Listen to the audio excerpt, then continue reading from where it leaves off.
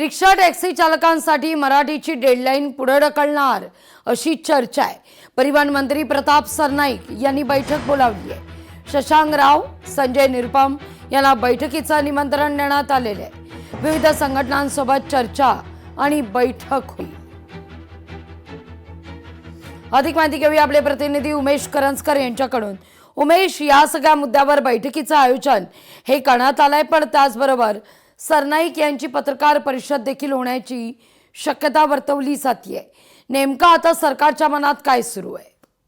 नक्कीच लाजवी, ज्याप्रमाणे 1 तारखेपासून सर्व रिक्षा आणि टॅक्सी चालकांना मराठी आणि अनिवार्य याबाबतची बैठक आज प्रताप सरनाईक यांचं जे मंत्रालयातील दालन आहे इकडे 12:30 वाजता बैठकीचं आयोजन करण्यात आलेलं आहे। सर्वच रिक्षा संघटनांना ज्या आहेत त्या महत्त्वाच्या रिक्षा संघटनांना इथं आमंत्रित करण्यात आलं आणि बैठकीत त्यांचे सजेशन किंवा त्यांचे काय नेमकं याबाबतचे मत आहे हे जाणून घेण्याचा प्रयत्न देखील प्रताप सरनाईक यांच्याकडनं करण्यात येईल।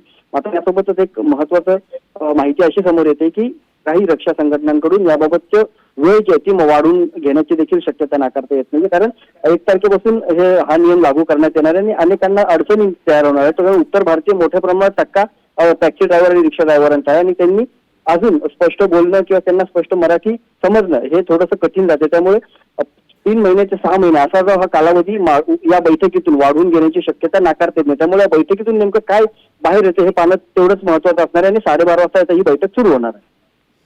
अगदी उमेश, धन्यवाद तुम्ही दिलेल्या एकूण सविस्तर माहिती करता।